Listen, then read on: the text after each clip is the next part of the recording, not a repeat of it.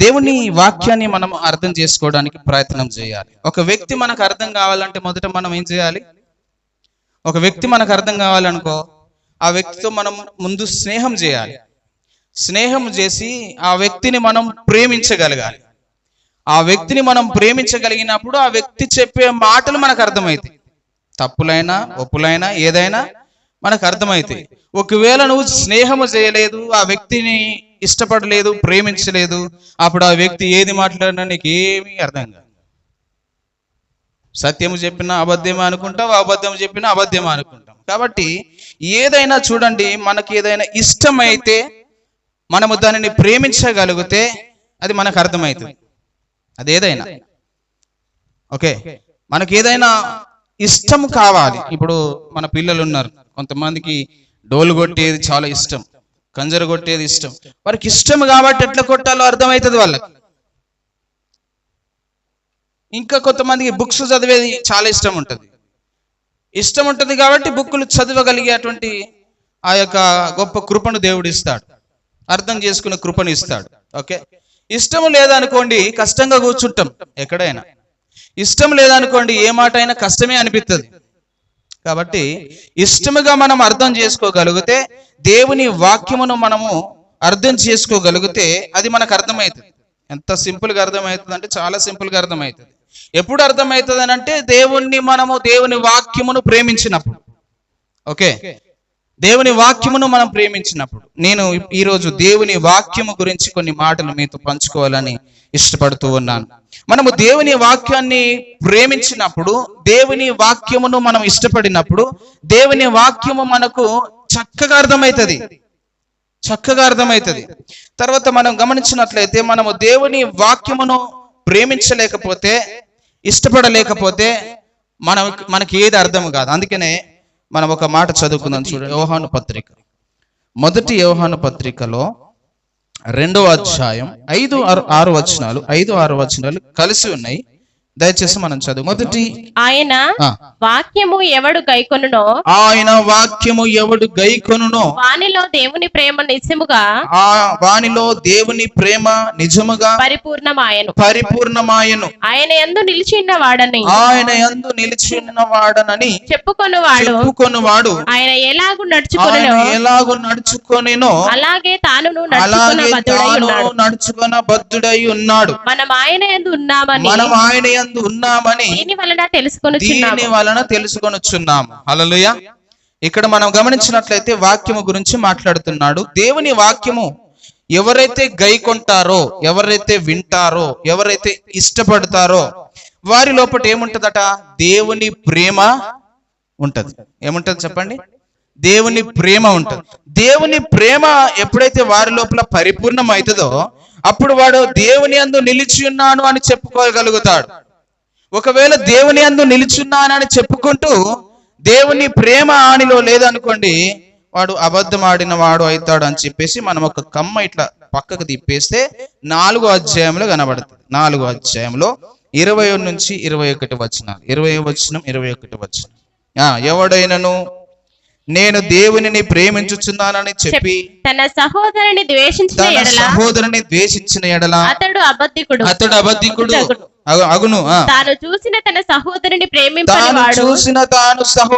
ప్రేమింపని వాడు తాను చూడని దేవుని ప్రేమింపలేడు. దేవుని ప్రేమించువాడు తన సహోదరుని కూడా ప్రేమింపవలెను అను ఆజ్ఞ మనం ఆయన వలన పొంది ఉన్నాం. Praise the Lord. హల్లెలూయా. చాలా మంది దేవుణ్ణి ప్రేమిస్తున్నా అని చెప్తూ ఉంటారు. దేవుణ్ణి ప్రేమించే వారి లోపట దేవుని యొక్క వాక్యం ఉంటది. దేవుని వాక్యం ఎవరి లోపటైతే పరిపూర్ణంగా ఉంటుందో, ఎవరైతే దేవుని వాక్యమును చక్కగా అర్థం చేసుకోగలుగుతారో, ఎవరైతే దేవుని వాక్యమును ఇష్టపడతారో వారి లోపట పరిపూర్ణమైనటువంటి ప్రేమ ఉంటది. దేవుడు చెప్పేదంతా కూడా ప్రేమ గురించే కదా. దేవుడు లోకమును ప్రేమించాడు అని చెప్తున్నాడు కదా. నేను లోకమును ప్రేమించినట్టుగా మీరును కూడా ఒకరినొకరు ప్రేమించుకోండి అని అన్నాడు. ఎవరైతే దేవుని వాక్యమును ఇష్టపడతారో, దేవుని వాక్యానికి ప్రాధాన్యత ఇస్తారో, ఎవరి హృదయంలో అయితే దేవుని వాక్యము ఎక్కువగా ఉంటుందో వారు దేవుణ్ణి ప్రేమిస్తారు, అలాగే మనుషులను కూడా ప్రేమిస్తారు. మనం చదువుకున్నటువంటి వాక్య భాగంలో అనగా 2వ అధ్యాయం 5-6 వచనాలలో మనం చూస్తే, ప్రేమ నిజముగా పరిపూర్ణమాయను, ఆయన యందు నిలిచిన్నవాడనని చెప్పుకొన్నవాడు ఆయన ఎలాగు నడుచుకొనెనో అలాగు తానును నడుచుకొనబద్ధుడై ఉన్నాడు. దేవుని వాక్యములో నడుచుకోవాలి. దేవుని వాక్యము అంగీకరించి, దేవుని వాక్యము మనకి ఏమి బోధిస్తుందో ఆ విధముగా మనము నడుచుకోవడానికి ఇష్టపడాలి. దేవునిలో ఉన్నాము అని చెప్పుకోవడం గొప్ప కాదు, దేవుని బిడ్డను అని చెప్పుకోవడం గొప్ప కాదు, దేవుని సన్నిధికి వెళుతున్నాను అని చెప్పుకోవడం గొప్ప కాదు, వాక్యము చదువుతున్నాను అని చెప్పుకోవడం గొప్ప కాదు, నేను పెద్ద పెద్ద సంఘాలకు వెళుతున్నాను అని చెప్పుకోవడం గొప్ప కాదు, నాకు పెద్ద పెద్ద సేవకులు తెలుసు అని చెప్పుకోవడం గొప్ప కాదు, నాకు బైబిల్ అంతా తెలుసు అని చెప్పుకోవడం గొప్ప కాదు, నాకు కంఠస్థము చాలా వచ్చు అని చెప్పుకోవడం గొప్ప కాదు. కానీ నీవు ఎంతవరకైతే వాక్యమును అర్థం చేసుకోగలుగుతావో అప్పుడు నీ సహోదరుని కూడా నీవు ప్రేమించగలుగుతావు. దేవుడు ఏ విధంగా అయితే నడుచుకున్నాడో ఆ విధంగా నడుచుకోగలుగుతావు. హల్లెలూయా. దేవుడు ఏ విధంగా నడుచుకున్నాడు? దేవుడు ఇతరుల పట్ల ఏ విధంగా నడుచుకున్నాడు? దురుసుగా ప్రవర్తించినాడా? ప్రేమ లేనివాడుగా ప్రవర్తించినాడా? కఠినముగా ప్రవర్తించినాడా? దయ చూపించకుండా ప్రవర్తించినాడా? జాలి లేకుండా ప్రవర్తించినాడా? సహాయము చేయకుండా ప్రవర్తించినాడా? కఠినుడిగా ప్రవర్తించినాడా అని మనం చూస్తే ఈ అన్ని ఏవి కూడా ఆయనలో లేవు. కానీ ఆయనలో ప్రేమ ఉన్నది, ఆయనలో కనికరం ఉన్నది, ఆయనలో దయ ఉన్నది. ఆయన పరిపూర్ణముగా ప్రేమించాడు మనుషులను. ఆయన అంటాడు, నేను శాశ్వతమైన ప్రేమ చేత నేను మిమ్మల్ని ప్రేమించుచున్నాను అని చెబుతూ ఉన్నాడు. శాశ్వతమైన ప్రేమ చేత నేను ప్రేమించుచున్నాను అని దేవుని వాక్యము సెలవిస్తుంది. మనము దేవునిలాగా నడుచుకోవడం అని అంటే, దేవుడు ఏ విధంగా ఈ లోకంలో జీవించినప్పుడు ఇతరుల పట్ల ఆయన ప్రవర్తించినాడో ఆ మాదిరిగా మనము కూడా ప్రవర్తించే వారముగా ఉండాలి, ఆ మాదిరిగా మనము కూడా జీవించే వారముగా ఉండాలి. ఇది దేవునిలో మనం వెంబడించడం. దేవుణ్ణి వెంబడించడం అంటే అది, దేవుణ్ణి తెలుసుకోవడం అంటే అది, దేవుని వాక్యమును అర్థం చేసుకోవడం అంటే అది. దేవుని వాక్యము తెలుసు అంటాం మనం, ఎవరిని అడిగినా తెలియదు అన్నారు. దేవుని వాక్యం నాకు తెలుసు అంటాం, కానీ దేవుడు నడుచుకున్నట్లుగా మనం నడుచుకోలేకపోతున్నాం, దేవుడు ప్రవర్తించినట్టుగా మనం ప్రవర్తించలేకపోతున్నాం. కారణం ఏంటిదనంటే, మనకు తెలుసు అంటున్నాము కానీ తెలియదు. మనకు అర్థమవుతుంది అని అనుకుంటున్నాము కానీ ఇంకా అర్థమైతలేదు. ఎప్పుడు అర్థమవుతుంది దేవుడు వాక్యం అని అంటే, నువ్వు దానిని ఇష్టపడినప్పుడు, నువ్వు దేవుణ్ణి నిజముగా ప్రేమించినప్పుడు. నీకు ఒక వ్యక్తి నీకు అర్థం కావాలి అని అంటే తనను నువ్వు దగ్గరగా చూడాలి, వారితో సహవాసము చేయాలి, వారితో స్నేహం చేయాలి, వారిని ఇష్టపడాలి, వారిని ప్రేమించాలి, వారితో మాటలు కలపాలి, వారితో నీ ప్రయాణము కొనసాగించాలి. నువ్వు సహవాసము చేసినప్పుడే ఇంకొక వ్యక్తి గురించి నీకు అర్థమవుతుంది. మనం అంటాము కదా, అరే అతని గురించి, అతడు నాకు చాలా ఏళ్ళ నుంచి తెలుసు, చాలా మంచివాడు, నేను చాలా దగ్గర నుంచి చూశాను, నా రూమ్మేటే, నా క్లాస్మేటే అని చెప్పుకుంటా ఉంటాం. నాకు తెలుసు, చాలా ఏళ్ళు నేను కలిసి ఉన్నాం మేము, ఆ వ్యక్తి చాలా మంచోడు అని ఎప్పుడు మనం చెబుతామంటే కలిసి ఉన్నప్పుడు, సహవాసం చేసినప్పుడు మనకు అర్థమవుతుంది. సహవాసం లేదనుకోండి, దేవునితోటి వాక్యము చదివే అలవాటు లేదు, ప్రార్థన చేసే అలవాటు లేదు, కానీ వారానికి ఒకసారి బైబిల్ పట్టుకొని వెళ్తూ ఉంటున్నాం మనం. కొంతమంది ఇక్కడే బైబిల్స్ పెట్టి వెళ్తారు, కొంతమంది మీ ఇళ్లలో సెల్ఫులలో పెడతారు, అది మళ్ళీ ఆదివారం అత్తేనే తీస్తాం. అంటే మీరు కాదనుకోండి, ఇంకా వేరే వాళ్ళు, మీరు మంచులు ప్రతిరోజు చదువుతూ ఉంటారు. చదువుతారా లేదా? ప్రతిరోజు చదివే వాళ్ళు ధన్యులు. Praise the Lord. Hallelujah, hallelujah. కాబట్టి నువ్వు ఎప్పుడైతే వాక్యమును అర్థం చేసుకుంటూ చదువుతావో అది నీకు చాలా సులభంగా అర్థమవుతుంది, నీకు చక్కగా అర్థమవుతుంది. నువ్వు దేవుని వాక్యమును అర్థం చేసుకుంటూ ధ్యానిస్తుంటూ నువ్వు దేవుని వాక్యమును దినదినము చదువుతుంటే దేవుడు నీతోటే మాట్లాడినట్టు అనిపిస్తుంది, నీ గురించే మాట్లాడినట్టు అనిపిస్తుంది, నీ లోపాలను చూపించినట్టే అనిపిస్తుంది. మనం ఎప్పుడైతే దేవుణ్ణి ప్రేమించలేకుండా, దేవుని వాక్యాన్ని ఇష్టపడకుండా ఉంటామో ఆ వాక్యము మనకు అర్థము కాదు. 9వ వచనం చూడండి, 9, 10, 11 వచనాలు చూడండి. 1 యోహాను పత్రిక 2వ అధ్యాయం 9, 10, 11 వచనం. వెలుగులో ఉన్నానని చెప్పుకొనొచ్చు తన సహోదరుని ద్వేషించేవాడు ఇప్పటి వరకును చీకటిలోనే ఉన్నాడు. వరకు చీకటిలోనే ఉన్నాడు. తన సహోదరుని ప్రేమించేవాడు వెలుగులో ఉన్నవాడు. అతని యందు అభ్యంతర కారణం ఏదియూ లేదు. అభ్యంతర కారణం ఏది కూడా లేదు. తన సహోదరుని ద్వేషించేవాడు చీకటిలో ఉండి చీకటిలో నడుచుచున్నాడు. చీకటి అతని కన్నులకు గ్రుడ్డితనము కలుగజేసెను గనుక తానెక్కడికి పోవచ్చున్నాడో అతనికి తెలియదు. Praise the Lord. హల్లెలూయా. చాలా మంది చెప్పుకుంటారు వెలుగులో ఉన్నాను నేను అనగా మీన్స్ ఏంటిది? వెలుగులో ఉన్నాను అంటే ఏంటిది? నేను దేవునిలో ఉన్నాను, నేను యేసుక్రీస్తులో ఉన్నాను, నేను యేసుక్రీస్తులో జీవిస్తున్నాను, నేను నా రక్షకుడిగా అంగీకరించాను, నేను ఆయనను వెంబడిస్తున్నాను, నేను ఆయన మార్గమును వెంబడిస్తున్నాను అని చెప్తూ ఉంటారు. నాకు దేవుడు అంటే చాలా ఇష్టం, వాక్యం అంటే చాలా ఇష్టం అని చెప్పుకుంటూ ఉంటారు. కానీ వెలుగులో ఉన్నాను అని చెప్పుకున్న వాడు ఏం చేస్తున్నాడట? తన సహోదరుని ద్వేషిస్తూ ఉన్నాడు. వాడు ఇప్పటికీ చీకటిలోనే ఉన్నాడు. అందుకే కదా మనం ఇందాక 4వ అధ్యాయంలో ఓ మాట చదువుకున్నాం, 20వ వచనం, 21వ వచనం. నేను నా దేవుణ్ణి ప్రేమిస్తున్నానని చెప్పి తన సహోదరుని ద్వేషించేవాడు అబద్ధికుడు. హల్లెలూయా. వెలుగులో ఉన్నాను, వెలుగులో నడుస్తున్నాను, వాక్యములో నడుస్తున్నాను, నాకు వాక్యము తెలుసు, నాకు ఇది తెలుసు, నాకు అది తెలుసు, నాకు చాలా తెలుసు అని చెప్పుకుంటా ఉంటాము. కానీ మనము మన వరకు వచ్చేసరికి మన సహోదరుని ప్రేమించలేకపోతున్నాం, ద్వేషిస్తూ ఉంటున్నాం. వాళ్ళ గురించి మాట్లాడుతున్న వాక్యం ఏంటిదనంటే అతడు ఇంకనూ చీకటిలోనే ఉన్నాడు. దేవుని వాక్యమును నువ్వు నిజంగా ప్రేమిస్తే, దేవుని వాక్యమును నువ్వు నిజముగా ప్రేమిస్తే ఆ వాక్యము నీకు అర్థమవుతుంది.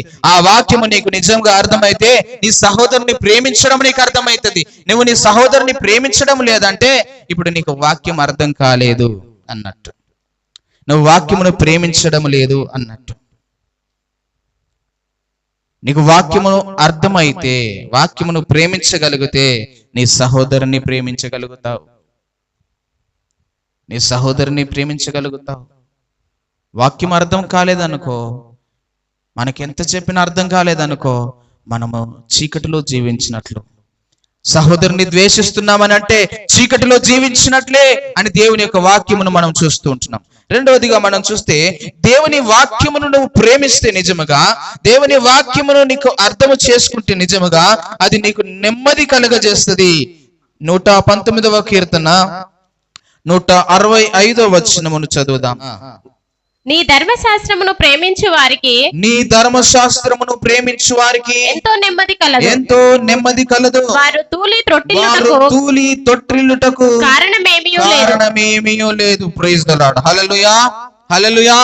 దేవుని వాక్యమును ప్రేమిస్తే, దేవుని వాక్యమును నువ్వు అర్థం చేసుకుంటే దేవుని యొక్క వాక్యము మన జీవితంలో కార్యము చేస్తుంది. ఏం కార్యం చేస్తుంది అని అంటే, నీకు నెమ్మది లేకపోతే దేవుని వాక్యము నీకు నెమ్మదినిస్తుంది. Praise the lord. నెమ్మది లేదు, మా జీవితంలో నెమ్మది లేదు, మా కుటుంబంలో నెమ్మది లేదు, మా వ్యాపారంలో నెమ్మది లేదు, మా బిజినెస్ లో నెమ్మది లేదు, మా పనులలో నెమ్మది లేదు అని చెప్పి చాలా మంది అంటుంటారు. నీకు నెమ్మది కావాలి అని అంటే వాక్యమును ధ్యానించాలి, వాక్యమును అర్థం చేసుకోవాలి, వాక్యమును ప్రేమించాలి.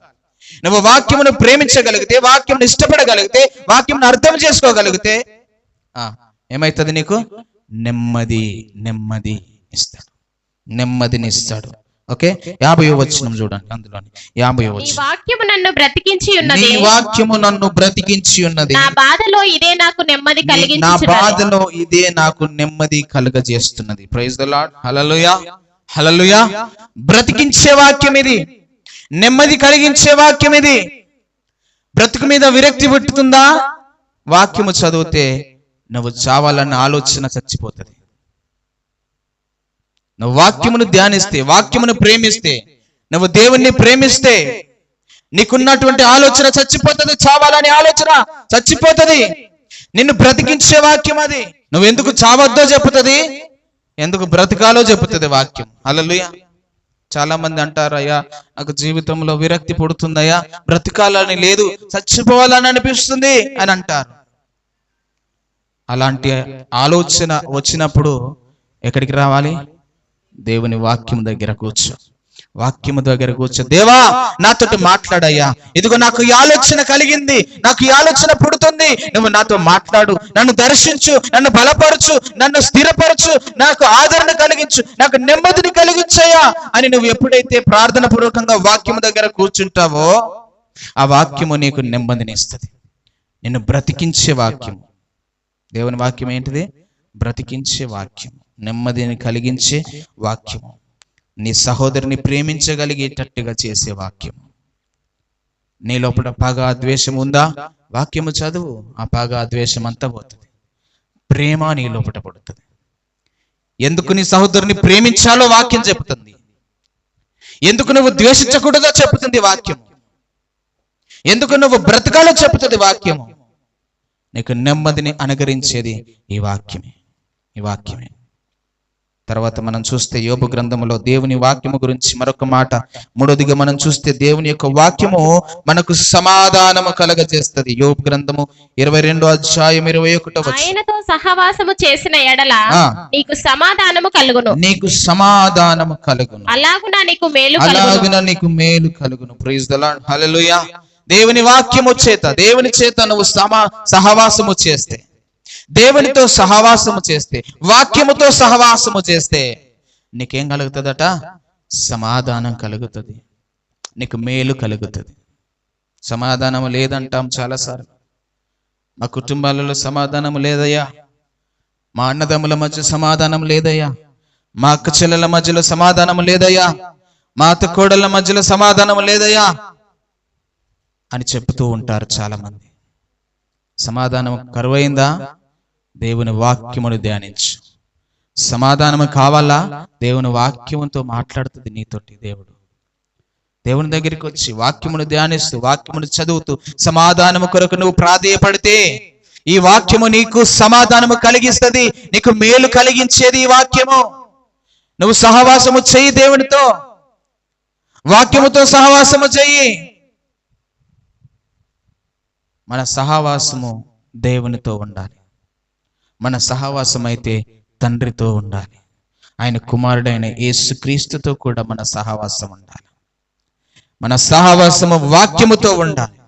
వాక్యము చేత మనము సహవాసము చేస్తే ఆ వాక్యము మనకు సమాధానం ఇస్తుంది, మనకు మేలు కలగజేస్తుంది. తర్వాత ఇంకొక విషయాన్ని మనం చూస్తే హెబ్రీయులకు రాసిన పత్రిక 4వ అధ్యాయం 12వ వచనములు అంటాడు, దేవుని వాక్యము మన హృదయములోని ప్రతి తలంపును శోధిస్తుంది. చదువుతారా ఒకసారి? ఎందుకనగా దేవుని వాక్యము సజీవమై బలము గలదై రెండంచులు గల ఎటువంటి ఖడ్గము కంటెనో వాడిగా ఉండి ప్రాణాత్మలను కీళ్లను మూలుగను విభజించినంత మట్టుకు దూరుచు హృదయము యొక్క తలంపులను ఆలోచనలను శోధించుచున్నది. Praise the Lord, hallelujah, hallelujah. దేవుని యొక్క వాక్యము మనము చదువుతున్నప్పుడు అది రెండంచులు కలిగినటువంటి ఖడ్గము కంటే వాడిగలదిగా ఉండి అది మన హృదయములోని ఆలోచనలంతా, మన ప్రాణాత్మ దేహములను కీళ్లను మూలుగులను విభజించినంత మట్టుకు అది మన లోపలికి వెళ్ళి ప్రతి మూలలో ఉన్నటువంటి ప్రతి ఆలోచనలను తొలగించే వాక్యం. ఈ వాక్యము మన తలంపులను ఆలోచనలను శోధించే వాక్యం, మనల్ని సరిచేసే వాక్యం. మనకి ఏ ఆలోచన వచ్చినా, ఎలాంటి తలంపు వచ్చినా, చెడు ఆలోచన, చెడు తలంపులు సాతానుడు తీసుకొచ్చినప్పుడు దేవుని వాక్యము దగ్గర మనం కూర్చున్నప్పుడు అది మనల్ని పరిశోధనలోనికి తీసుకెళ్తుంది, అది మనల్ని పరిశోధిస్తుంది, అది మనల్ని ఏం చేస్తుందట? పరిశోధిస్తుంది. అందుకనే కీర్తనకాడు ఒక మాట అంటాడు, చూస్తారా? కీర్తనకాడు ఒక మాట అంటాడు, 119వ కీర్తన 11వ వచనం, నీ ఎదుట నేను పాపము చేయకుండానట్లు నా హృదయములో నీ వాక్యము ఉంచుకొని ఉన్నాను. ప్రైజ్ ది లార్డ్, హల్లెలూయా. పాపము ఆలోచనలు, పాపపు తలంపులు నీ హృదయములో నీ ఆలోచనలు కలిగించినప్పుడు దేవుని వాక్యము నిన్ను తప్పించేది ఆ పాపపు ఆలోచన నుంచి, పాపపు తలంపుల నుంచి. కీర్తనకారుడు అంటున్నాడు, నేను పాపము చేయకుండానట్లుగా, నీ ఎదుట నేను పాపము చేయకుండానట్లుగా నా హృదయంలో నీ వాక్యమును, నువ్వు వాక్యము నీ హృదయంలో ఉంచుకున్నట్లయితే నువ్వు పాపము చేయడానికి పరుగులెత్తవు, దేవునికి విరోధముగా జీవించడానికి పరుగులెత్తవు, పాపపు ఆలోచనలు నీకు రావు, చెడు ఆలోచనలు నీకు రావు. నువ్వు వాక్యమును నీ హృదయంలో భద్రము చేసుకోవాలి. దేవుని మాటలు నీ హృదయమును పలక మీద రాసుకోవాలి. దేవుని మాటలను బాసికము వలె కట్టుకోవాలని దేవుని వాక్యము సెలవిస్తూ ఉన్నది. కంఠభూషణముగా ధరించుకోవాలని దేవుని వాక్యము సెలవిస్తుంది. ఆ వాక్యం మన హృదయంలో భద్రము చేసుకుంటే మనకు వచ్చినటువంటి ప్రతి చెడు ఆలోచన నుంచి దేవుడు తప్పించే దేవుడు, చెడు తలంపు నుంచి దేవుడు తప్పించే దేవుడు. ఇంకో మాట చూద్దాం, చూడండి. యెషయా గ్రంథములో, యెషయా గ్రంథము 66వ అధ్యాయం 13వ వచనములు అంటాడు, దేవుని యొక్క వాక్యం మనకు ఆదరణ కలగజేసేది. ఒకని తల్లి వానిని ఆదరించినట్లు నేను మిమ్మును ఆదరించెదను. ఆమేన్. యెరూషలేములోనే మీరు ఆనందింపబడెదరు. Praise the Lord. హల్లెలూయా. దేవుడు అంటున్నాడు, ఒకని తల్లి నేను వారిని ఆదరించినట్లుగా నేను మిమ్మును ఆదరిస్తాను. తల్లి ఆదరించినట్లుగా, తల్లి ప్రేమించినట్లుగా, తల్లి చేరదీసినట్లుగా దేవుని వాక్యం అంటుంది, నేను మిమ్మును ఆదరిస్తాను. యెరూషలేములోనే మీరు ఆదరింపబడెదరు అని చెప్పి దేవుని వాక్యం సెలవిస్తుంది. ఆదరణ లేదు, నెమ్మది లేదు, మన బ్రతుకులో సమాధానము లేదు, సంతోషము లేదు. అలాంటి సమయంలో మనం అన్ని కోల్పోయిన వారముగా మనం బాధపడిపోతూ ఉంటాం, ఫీల్ అయిపోతూ ఉంటాం, ఏడుస్తూ ఉంటాం, దుఃఖంలోనికి వెళ్ళిపోతూ ఉంటాం. దేవుని వాక్యము దగ్గరికి వస్తే మనలో ఏది కొదువైందో అది దేవుని వాక్యము ద్వారా మనం పొందుకుంటాం. మనలో ఏది తక్కువైందో అది దేవుని వాక్యము ద్వారా మనం పొందుకోగలుగుతాం. అందుకే దేవుని వాక్యమును మనము ఇష్టపడి చదవాలి. దేవుని వాక్యమును ఇష్టపడి మనం వినాలి. దేవుని వాక్యమును ఇష్టపడి విని అర్థం చేసుకోవాలి. చాలా మంది దేవుని వాక్యమును అర్థం చేసుకోరు, వినటం మట్టుకు విందురు గాని వారు గ్రహింపరు. వింటేం లాభము? గ్రహించాలి, అర్థము చేసుకోవాలి. వినుట వలన విశ్వాసము కలుగును, మంచిదే, కానీ దాన్ని గ్రహించుకుంటే ఇంకా నీ బ్రతుకు మారిపోతుంది, నీ జీవితం మారిపోతుంది, నీ ఆలోచన మారిపోతుంది, నీకు నెమ్మది కలుగుతుంది, సమాధానము కలుగుతుంది. దేవుని వాక్యం మనల్ని ఆదరించే వాక్యముగా మనం చూస్తూ ఉంటున్నాం. కొరింథీయులకు రాసిన 2వ పత్రిక 1వ అధ్యాయం 4వ వచనం కూడా చూద్దాం. దేవుడు మమ్మను ఏ ఆదరణతో ఆదరించుచున్నాడో ఆ ఆదరణతో ఎట్టి శ్రమలలో ఉన్న వారినైనను ఆదరించుటకు శక్తి గల వారి మగునట్లు ఆయన మా శ్రమ అంతటిలో మమ్మను ఆదరించుచున్నాడు. Praise the Lord. హల్లెలూయా. నువ్వు నిజముగా దేవుని చేత ఆదరించబడితే, నువ్వు ఉన్నటువంటి శ్రమలలో, నువ్వు ఉన్నటువంటి కష్టములలో దేవుని ఆదరణ నీవు పొందుకుంటే ఇంకొకరికి నీవు ఆదరించే బిడ్డగా మారతావు. హల్లెలూయా. అపోస్తలుడైనటువంటి పౌలు గారు చెబుతున్నటువంటి సంగతి ఇది. కొరింథీ సంఘానికి రాస్తూ, ఈ పత్రిక రాస్తూ చెబుతున్నాడు, దేవుడు మమ్మల్ని ఏ ఆదరణతో ఆదరించుచున్నాడో ఆ ఆదరణతో ఎట్టి శ్రమలలో ఉన్న వారిని ఆదరించుటకు శక్తి గల వారమగునట్లు ఆయన మా శ్రమ అంతటిలో మమ్మను ఆదరించుచున్నాడు. Praise the lord. ఆయనకు శ్రమలు రాలేదా? అపోస్తలుడైన పౌలుకి ఎన్నో శ్రమలు వచ్చాయి, ఎన్నో ఇబ్బందులు వచ్చాయి, ఎన్నో ఇరుకులు వచ్చాయి. కానీ అంత శ్రమలో ఉండి కూడా, అంత ఇరుకులో ఇబ్బందులో ఉండి కూడా ఇంకొకడు శ్రమలో ఉంటే, ఇంకొకరు శ్రమలో కనబడితే, ఇంకొకడు ఆదరణ లేక కనిపిస్తే వాళ్ళ దగ్గరికి వెళ్ళి ఆదరించే విధముగా శ్రమలలో నుంచి దేవుడు ఆదరణ కలిగిస్తున్నాడు పౌలు గారికి. Praise the Lord. ఆదరించే వ్యక్తిగా తీర్చిదిద్దుతున్నాడు. ఒకవేళ అక్కడ చూసిన వారు, ఆయన గురించి చూసిన వారు, విన్నవారు ఒకవేళ ఇలాగ అనుకోవచ్చు, ఈయనకే శ్రమలున్నాయి, ఈయనకే ఆదరణ లేదు, ఈయనే చాలా శ్రమలు పడుతున్నాడు, ఈయనే చాలా ఇబ్బందులు పడుతున్నాడు, ఇంకా మనకేం ఆదరణ కలిగిస్తాడు, ఇంకా మనకేమి ఆదరణ ఇస్తాడు, ఇంకా మనల్ని ఏమి బలపరుస్తాడు అని అనుకోవచ్చు. కానీ ఆ శ్రమలలో దేవుని ఆదరణ పౌలు గారికి ఉన్నది. ఎంత శ్రమపరచబడుతున్నప్పటికీ కూడా ఆ శ్రమలలో ఆదరణ ఇస్తూ ఇంకొకరి శ్రమలలో ఆదరణ ఇచ్చే విధంగా పౌలు గారిని సిద్ధపరుస్తున్నాడు దేవుడు. అందుకే అంటున్నాడు, అట్టి శ్రమలలో ఆదరణ ఇస్తున్నాడు మాకు దేవుడు. ఇంకొకరిని ఆదరించడానికి దేవుడు మాకు ఆ శ్రమంతటిలో నుంచి మమ్మల్ని ఆదరిస్తున్నాడు. మనము శ్రమను శ్రమగా భావించొద్దు. శ్రమలు వచ్చినప్పుడు దేవుని ఆదరణ పొందుకోవడానికి దేవుని దగ్గర ప్రార్థన చేసి కృప పొందుకోవాలి. దేవా, ఈ శ్రమలో నీ ఆదరణ కావాలి అని చెప్పాలి. చాలాసార్లు శ్రమలు వచ్చినప్పుడు, బాధలు వచ్చినప్పుడు మనం ఏమంటామంటే, ఈ శ్రమ నుంచి తీసేయి దేవా, ఈ శ్రమ నా నుంచి తీసేయి, ఈ శ్రమ నుంచి నన్ను తప్పించు అని ప్రార్థన చేస్తా ఉంటాం. కానీ ఆ శ్రమలో, దేవా శ్రమ ఉంది, ఆదరించవా నన్ను, దేవా ఈ శ్రమ వచ్చింది, నన్ను ఆదరించవా, నాకు ఆదరణ లేదు ప్రభువా, నాకు నెమ్మది లేదయ్యా, నాకు సంతోషం లేదు, సమాధానం లేదు ప్రభువా, నీ ఆదరణ నాకు కావాలయ్యా, నీ సమాధానం నాకు ఇయ్యయ్యా, నీ కనికరం నా పైన చూపించవా అని నువ్వు ప్రార్థిస్తే, నువ్వు ఆ విధంగా అడిగితే ఆ శ్రమలలో నీకు ఆదరణ ఇస్తాడు దేవుడు, నాకు ఆదరణ ఇస్తాడు దేవుడు. హల్లెలూయా. శ్రమలు నాకు ఎన్నతగినవి కావు అన్నాడు. ఆయన కృప ఎదుట శ్రమలు ఎన్నతగినవి కావు. శ్రమలలో దేవుడు ఆదరించే దేవుడు. శ్రమలు నాకు మేలాయను అని అన్నాడు. ఇటు శ్రమలు నాకు మేలాయను. శ్రమలు మేలా కీడుగా చెప్పండి? నేనైతే అనుకుంటా నాకు మేలు కోసమే వచ్చింది దేవా ఇది. ప్రతిసారి నేను అనుకుంటా, వచ్చిందా శ్రమ, ప్రైజ్ ద లార్డ్, ఇది నా మేలు కోసమే. మా అనుభవాలు చాలా ఇట్లా తప్పించుకున్నాం. అట్లాంటి శ్రమల్లో నుంచి దేవుడు ఆదరించి బయటికి తీసుకొచ్చాడు. నిజంగా నమ్మిన వారు మోసం చేసినప్పుడు ఎట్లుంటది? తట్టుకుంటాం ఆ బాధ. చాలా ఆదరణ లేని సమయంలో ప్రభువా ఎందుకు ఈ శ్రమ వచ్చింది, దేనికోసం ఇచ్చావు, ఏమి నేర్పిస్తున్నావు ప్రభువా అని ప్రార్థన చేసినప్పుడు దేవుడు మాట్లాడి మాకు పాఠం నేర్పించి అందులో నుంచి మమ్మల్ని బయటికి తీసుకొచ్చాడు. తర్వాత అర్థమైంది, అబ్బా ఇందుకోసం ఆ ప్రభువా అప్పుడు ఈ శ్రమ ఇచ్చావు. ప్రైజ్ ది లార్డ్, దేవానికి స్తోత్రం.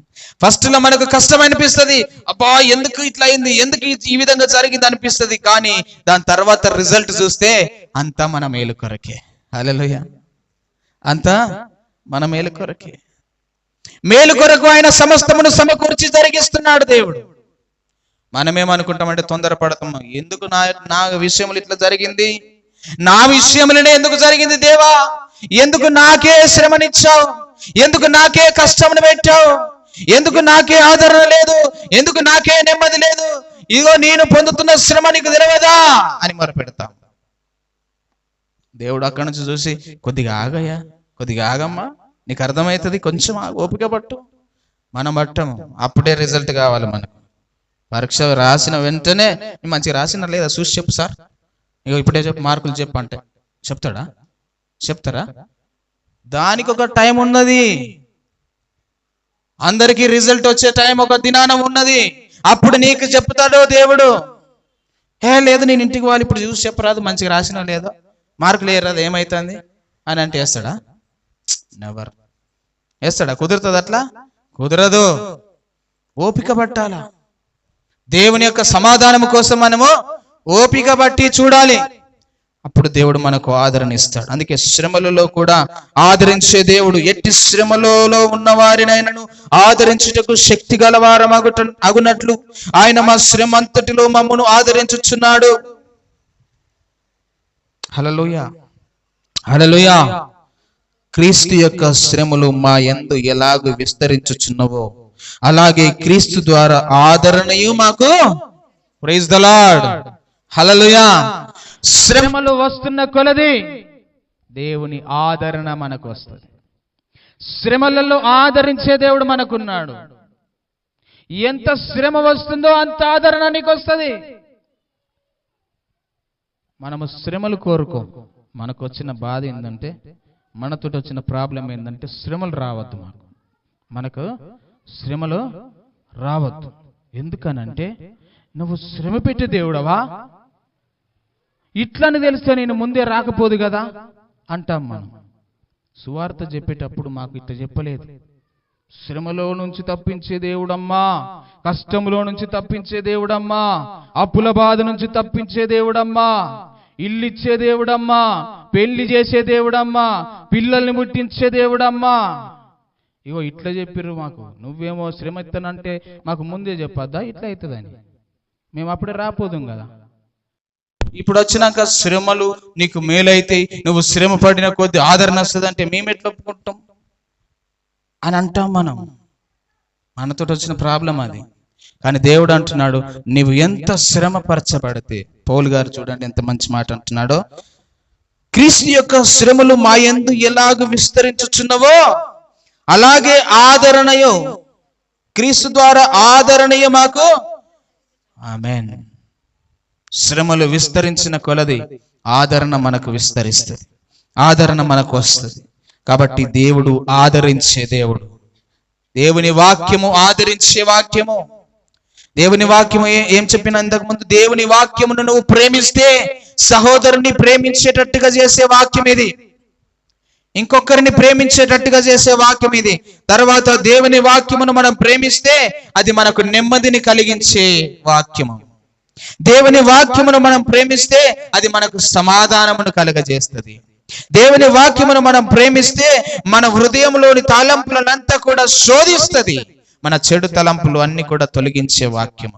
దేవుని వాక్యమును మనం ప్రేమిస్తే అది మనకు ఆదరణ కలిగించే వాక్యము. తర్వాత చూద్దాం, ఇంకొకటి చూద్దాం. చూడండి 111వ కీర్తన 10వ వచనం. అక్కడ అంటాడు, దేవుని వాక్యము వివేకము కలగజేస్తుంది. యెహోవా యందలి భయము జ్ఞానమునకు మూలము. జ్ఞానమునకు మూలము. ఆయన శాసనములను అనుసరించి వారందరూ మంచి వివేకము గలవారు. మంచి వివేకము గలవారు. ఆయనకు నిత్యము స్తోత్రము కలుగుచున్నది. Amen. Praise the Lord. Hallelujah. Hallelujah. దేవుని యందలి భయము భక్తి కలిగి ఆయన శాస్త్రములను అనుసరించి వారు మంచి వివేకము గలవారవుతారు. దేవుని వాక్యమును అర్థము చేసుకొని దాని ప్రకారముగా నడిచేటువంటి వారు మంచి వివేకవంతులు అవుతారు, మంచి జ్ఞానవంతులు అవుతారు. తెలియకుండా మనము నాకు అన్ని తెలుసు అని చెప్తే దేవుని ఎదుట అది వెర్రితనము అని అన్నాడు. నీకు వివేకము కావాలా, నీకు చక్కటి జ్ఞానము కావాలా, అయితే దేవుని దగ్గర దేవుని వాక్యములో మనం పొందుకుంటాం. ఈ వాక్యము చదివి ఎవరు కూడా ఈ వాక్యము చదివి అజ్ఞానులు కాలేదు, జ్ఞానవంతులయ్యారు. ఈ వాక్యము చదివిన వాళ్ళు, ఈ పరిశుద్ధ గ్రంథం పట్టుకున్న వాళ్ళు ఎవరు కూడా అజ్ఞానులుగా మిగిలిపోలేదు, కానీ జ్ఞానవంతులయ్యారు, దేశాలను పరిపాలించేవారయ్యారు.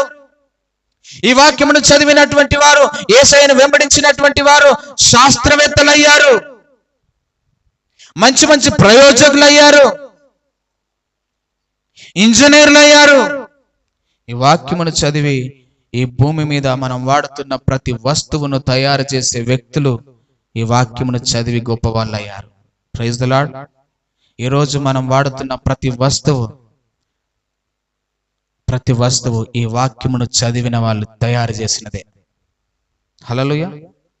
ఈ వాక్యము చదివి దీనిలో నుంచి వివేకము పొందుకొని, దీనిలో నుంచి జ్ఞానమును పొందుకొని, ఏ వస్తువును ఎలా తయారు చేయాలో దేవుని దగ్గర నేర్చుకొని, దేవుని దగ్గర జ్ఞానమును పొంది ఈరోజు ఇన్ని వస్తువులు తయారు చేయగలిగారు.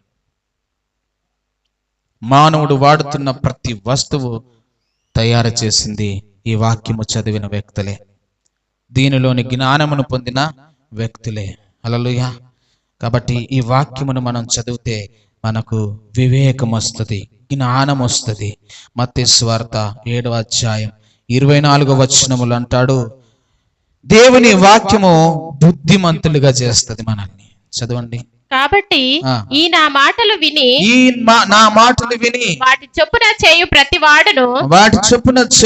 వాడును బండ మీద తన ఇల్లు కట్టుకొనిన బుద్ధిమంతుని పోలి ఉండును. ఈ వాక్యమును విని, ఈ మాటలు విని దాని ప్రకారముకు చేసేటువంటి వాడు బుద్ధిమంతుడు అవుతాడు, చెడిపోడు, బుద్ధి లేని వాడిగా తిరగడు. గాని ఈ వాక్యమును విని దాని ప్రకారముగా చేసేవాడు బుద్ధిమంతుడవుతాడు, బుద్ధిమంతుని పోలిన వాడుగా ఉంటాడు.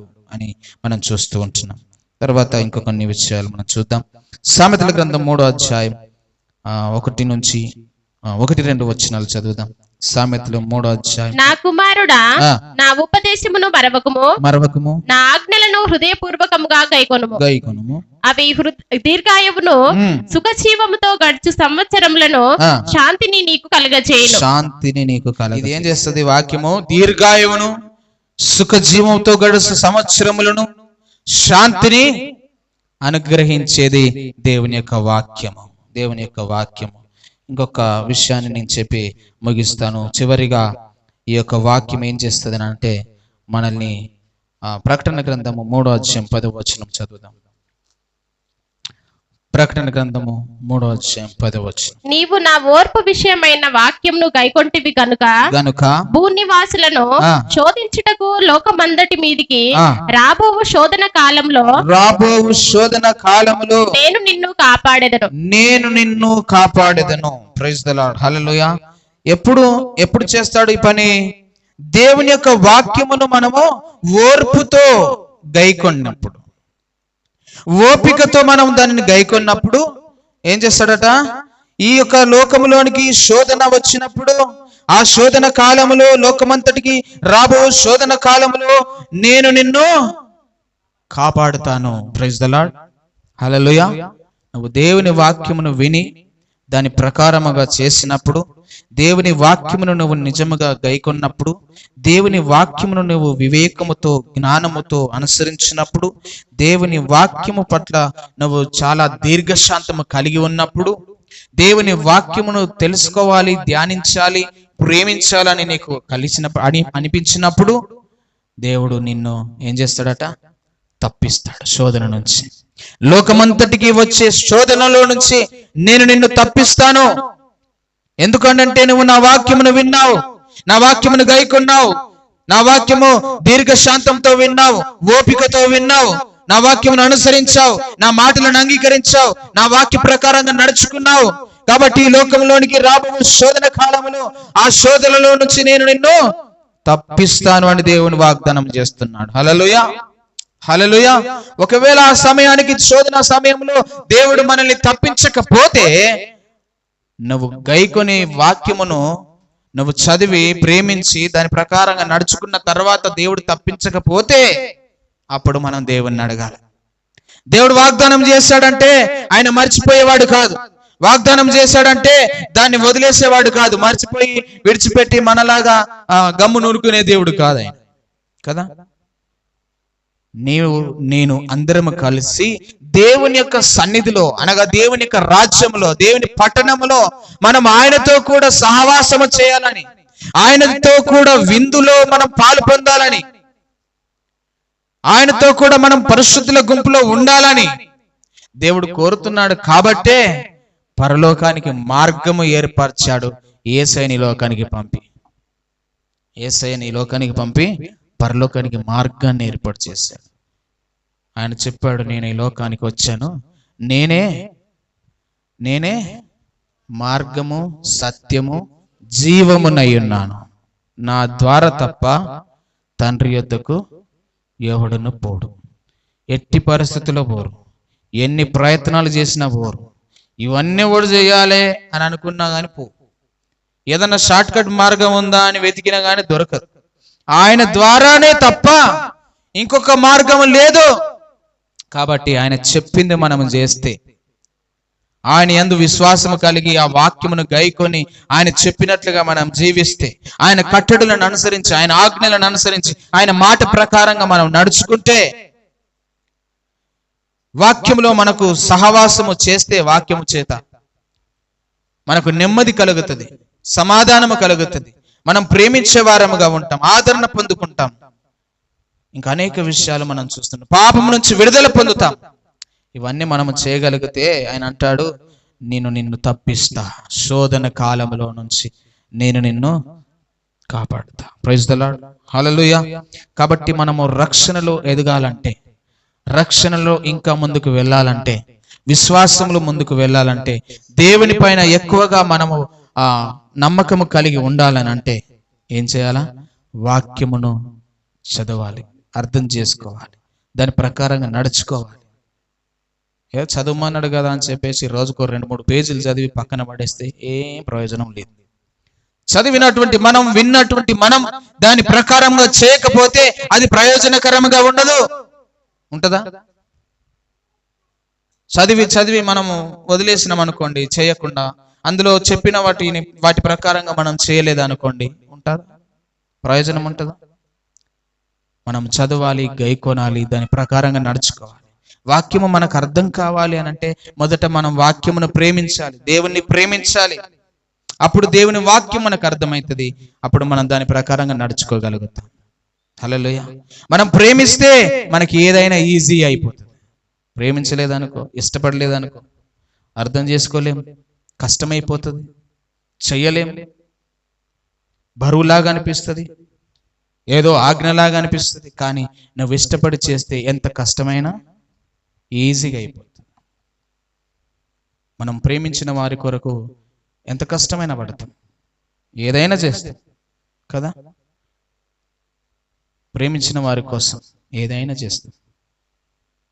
బొంబాయి రవ్వ తెమ్మన్నాడని తెమ్మన్నదట భార్య. కొత్త పెళ్ళైన కొత్తలో ఏం రవ్వ?